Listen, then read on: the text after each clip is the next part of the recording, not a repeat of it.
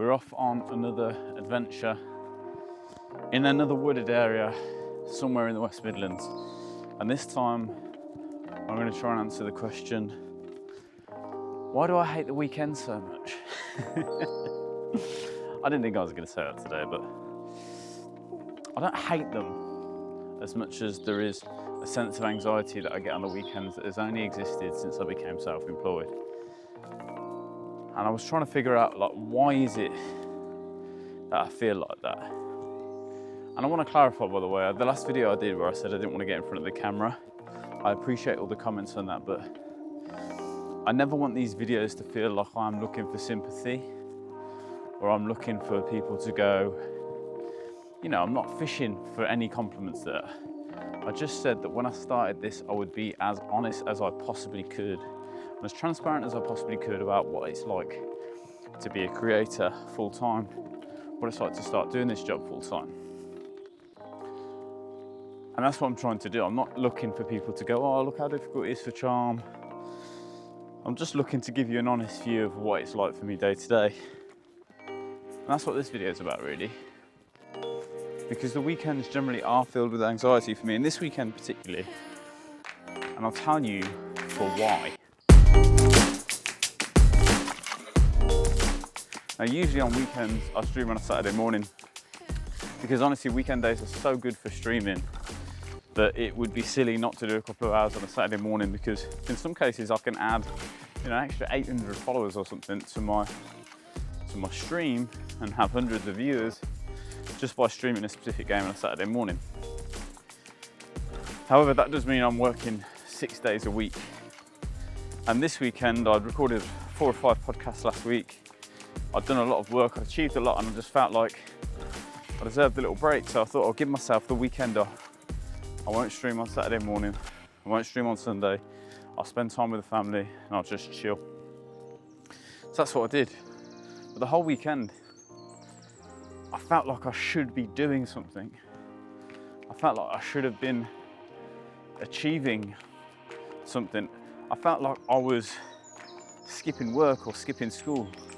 Does that make sense? I had that as the feeling inside me that I was missing out on something, that I should be working, that the days off were missed opportunities. And when I started thinking about why it was that I had this feeling at the weekend where I felt like I should be doing something, that I felt like resting was not the thing I should be doing, I should be creating something, I should be building something, it reminded me of this TED talk I heard a long time ago by Elizabeth Gilbert. And you probably already know Elizabeth Gilbert, but if you don't know her, she's the author of Eat, Pray, Love. But she did this amazing TED talk that I'll link down below on creativity. And there were 2 stories from it. And I knew these 2 stories were connected somehow, but I couldn't remember where I'd heard them. And I spent probably an hour, 2 hours last night trawling the internet with this vague information in my head about the gist of the story and could not find it anywhere. And then I remembered that it was Elizabeth Gilbert. And I went and hunted this TED talk down. The first story she told was about a poet called Ruth Stone, and she grew up in a rural part of Virginia, and she said she could hear her poems coming at her over the landscape. It was like a train of air that would be rolling over the landscape, this thunderous train of air. And when she felt that and she heard that and she felt the ground tremble beneath her feet as this poem approached her, she only had one choice. And in her words, she said she would have to run like hell to get back to her house to grab a pencil and a pen so that she was ready to write the poem down as it passed through her. And sometimes she wouldn't be quick enough, she wouldn't get back in time, and she would say that the poem would pass through her and carry on across the landscape, in her words, in search for another poet. I think that's so beautiful.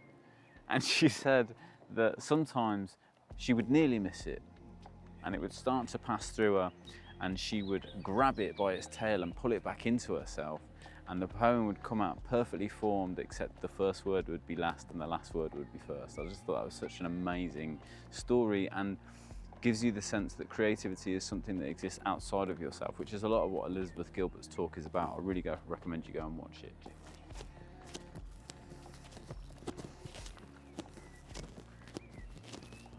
Look at me, fucking outdoors, doing real things, touching actual grass.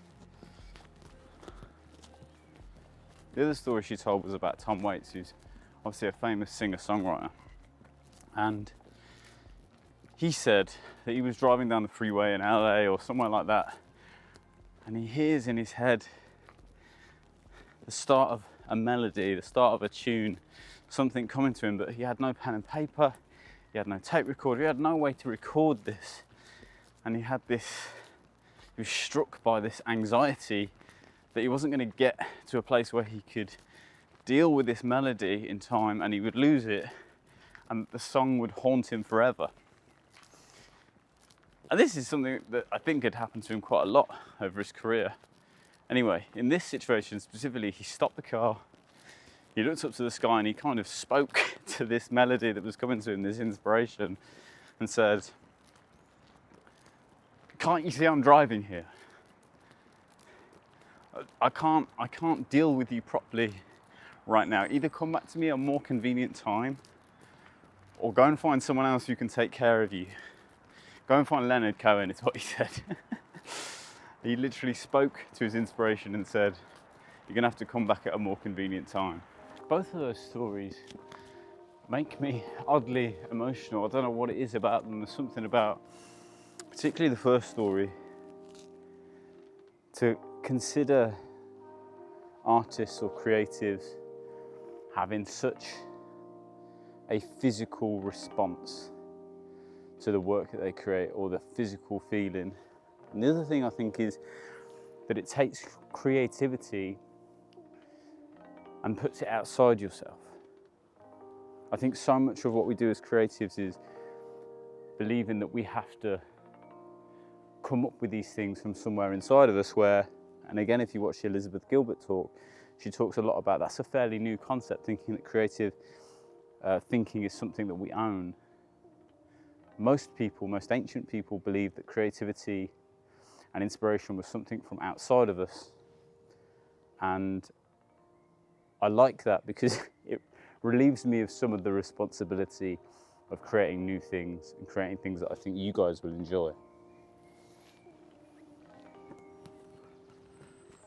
Anyway, that was a bit of a tangent, but basically the point I'm trying to make is sometimes I feel like if I have a day off, the creativity is going to pass me by. It's going to thunder through me and I'm going to miss it. And that was going to be my one opportunity. Something big could have happened that day and I wasn't there to capture it. Look, obviously I need to take time off and I need to rest and I need to make sure that I'm looking after myself. But I also need to make sure that that is balanced with me doing the work. I've got to respect the grind, I've got to do the work, I've got to keep pushing forward, I've got to keep making stuff. And I do have to be, as much as possible, available when inspiration strikes. Because if I'm not, then it's just going to pass through me and it's going to go next to the next gaming creator on TikTok. That's the modern equivalent of a poem thundering through a poet and going on to the next person. It's the modern equivalent of a song leaving Tom Waits and going to visit Leonard Cohen. That's basically what I'm saying, is I need to be available. And I'm going to try to do that, but I'm also going to try to look after myself. There's no harm in me taking a day off. I've just got to know and respect that if something is available on that day to me, that I'm not there to receive it, then it may well be gone. But the best thing about this, the best thing is that there is always more to come. There is an abundance of creativity. There is an abundance of ideas. So if I miss one, another one will definitely come along. Morning.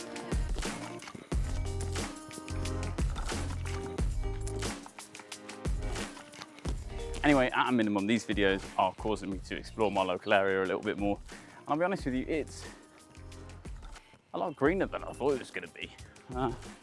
Just assumed it was all kind of concrete and a bit rough around the edges, but some pretty beautiful parts. That post-apocalyptic bridge there could definitely be in an episode of The Last of Us. But I hope you guys are enjoying these. I hope you guys are getting something from these. We keep moving, we keep pushing forward, and most of all, we keep creating. I'll see you guys on the next one.